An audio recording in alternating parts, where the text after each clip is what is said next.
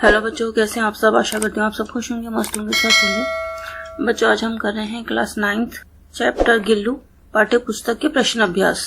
प्रश्न 1, सोन जूही में लगी पीली कली को देख लेखिका के मन में कौन से विचार उमड़ने लगे। उत्तर, सोन जूही में लगी पीली कली को देख लेखिका को उस छोटे जीव का स्मरण हो आया है जो सोन जूही की मां में छिप कर बैठता था, जिसे मृत्यु के पश्चात सोन जूही के नीचे ही दफनाया गया था। प्रश्न 2, पाठ के आधार पर कोए को एक साथ समादरित और अनादरित प्राणी क्यों कहा गया है। उत्तर, पाठ के आधार पर कोए को एक साथ समादरित और अनादरित प्राणी इसलिए कहा गया है क्योंकि पितृपक्ष में हमारे पूर्वज हमसे कुछ पाने के लिए कोए के रूप में हमारे सामने आते हैं।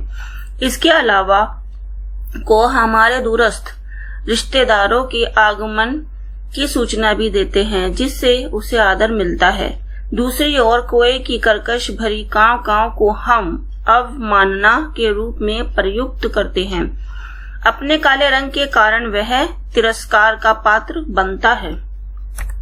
प्रश्न 3, गिलहरी के घायल बच्चे को उपचार किस प्रकार किया गया। उत्तर, कोए की चोंच से घायल हुए गिलहरी के बच्चे को लेखिका पहले कमरे लाई। उसका खून पोंछकर घाव पर पेसिलिन लगाई गई। उसे रुई की बत्ती से दूध पिलाने की कोशिश की गई, परंतु दूध की बूंद मुंह के बाहर ही लुढ़क गई। कुछ समय बाद मुंह में पानी टपकाया गया। प्रश्न 4, लेखिका का ध्यान आकर्षित करने के लिए गिल्लू क्या करता था। उत्तर, लेखिका का ध्यान आकर्षित करने के लिए गिल्लू उसके पैर तक आकर सर से पर्दे पर चढ़ जाता और उसी तेजी से उतरता था। वह ऐसा तब तक करता था जब तक लेखिका उसे पकड़ने के लिए न उठ जाती और भूख लगने पर वह चिक चिक की आवाज करता था। प्रश्न 5, गिल्लू को मुक्त करने की आवश्यकता क्यों समझी गई और उसके लिए लेखिका ने क्या उपाय किया। उत्तर, जब गिल्लू के जीवन का प्रथम बसंत आया, नीम और चमेली की गंध लेखिका के कमरे में आने लगी। बाहर की गिलहरियां खिड़की की जाली के पास आकर चिक चिक करके गिल्लू से बातें करने लगी। ऐसे में गिल्लू को जाली के पास बैठकर अपनेपन से बाहर झांकते देखकर लेखिका को लगा कि इसे अब मुक्त करना आवश्यक है। इसके लिए उन्होंने जाली का एक कोना खोल दिया, जिससे गिल्लू बाहर जाता था और दिन भर खेलकर वापस जाली से अंदर आ जाता था। प्रश्न 6, गिल्लू किन अर्थों में परिचारिका की भूमिका निभा रहा था। उत्तर, लेखिका की अस्वस्थता की स्थिति में गिल्लू परिचारिका की तरह उनके सिरहाने तकिए पर बैठा रहता और अपने नन्हे नन्हे पंजों से सिर और बालों को सहलाता था।